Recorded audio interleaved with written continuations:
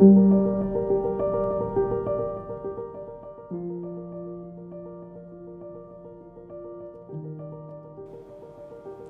bem, eu vou tentar resumir a nossa história aqui em Umbá, começando pelos meus bisavós, que aproximadamente uns 130, 140 anos atrás, emigraram do Líbano para o Brasil, obviamente que fugindo das constantes guerras.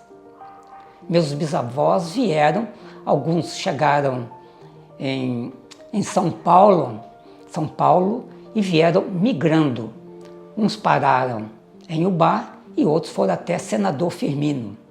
Meus bisavós, como é de se esperar, não falavam português e o forte deles era o comércio. E chegaram aqui e começaram a ter uma atividade de mascates, né? Com aquelas malas pesadas, saíam vendendo roupas, sapatos, pelas roças, que naquela ocasião só que era uma roça, né? E junto com meus bisavós vieram os nossos avós. Especificamente, lembro melhor dos meus avós por parte de mãe, tá? Que é o Sr. João Felício. João Felício foi, obviamente, um nome fictício que ele criou para que o serviço de imigração não identificasse e o devolvesse para o Líbano. Possivelmente, o nosso sobrenome correto seria Saúde. E meu avô chegando para o bar, como disse, ele não falava português, e ele retornou ao Líbano para casar com a mulher pretendida lá. Casou, e lá ele teve a minha mãe Josélia. Vieram novamente para o Brasil, para o bar, e aqui a minha avó era, ao contrário do meu avô, que não tinha tanto expediente, ela começou a ter uma profissão de mascate, né? Ela vendia roupas, sapatos e aprendeu um pouco de português, de como falar português. Já o meu avô, não falava português.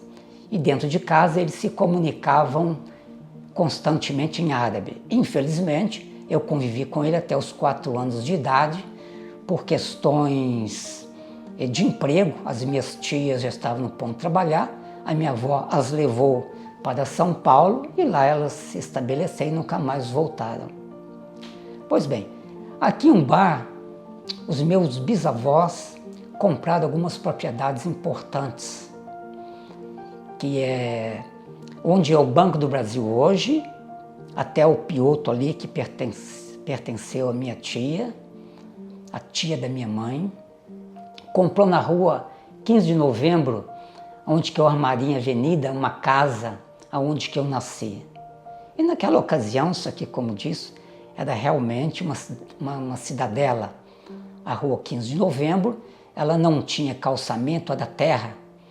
E as casas eram todas baixas, e à noite não tinha proteção alguma, encostava-se as postes de janelas e com um pequeno trinco as lacrava. Não tinha ladrão, não tinha nada. Sempre, ao entardecer, as famílias colocavam cadeiras em frente às suas casas, os vizinhos aproximavam e batiam papo. Agora, essa é mais ou menos a minha infância. Depois da Rua 15, nós fomos para a Rua Cecília Braga, aqui no bairro Santo Antônio. Fui para lá aos 7 anos e só saí aos 18 para ir para Juiz de Fora.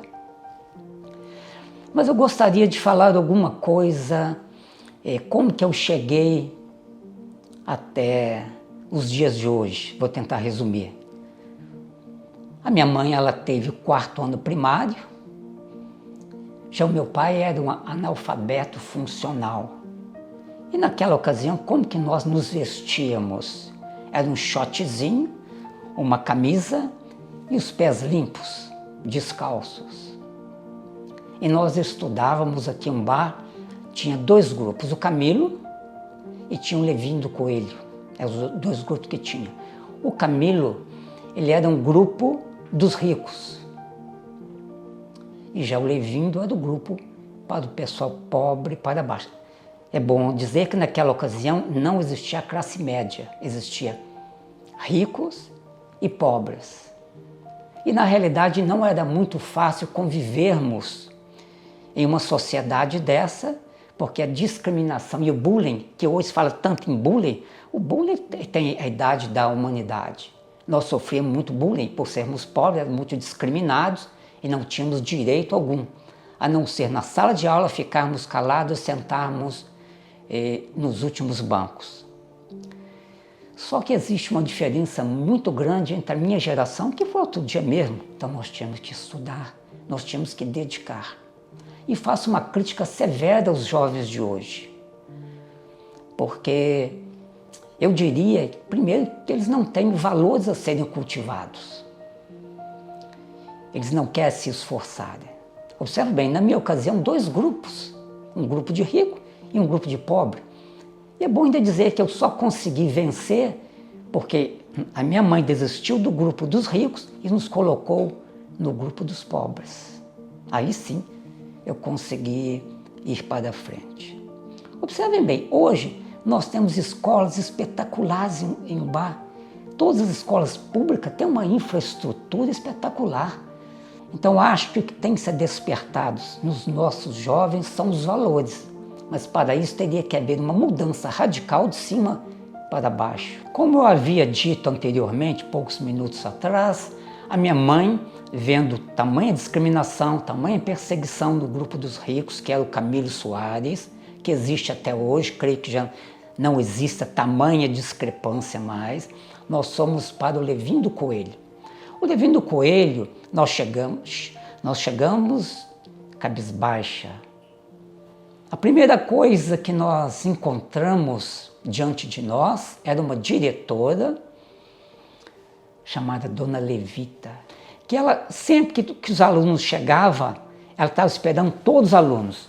Ela fazia esse gesto: venham meus filhos, e abraçava um por um. Isto não tem preço, nem pai nem mãe costumam fazer isto. Observa bem, a partir desse momento, ela levantou a minha autoestima e de todos os outros pobres daquela ocasião. A partir dali, eu tinha potencial. Eu deslanchei. Fiquei ali até o quarto ano, que era quarto ano primário, depois fui para o São José, ingressei no Colégio Estadual Raul Soares. Ali eu cursei os 4 primeiros anos.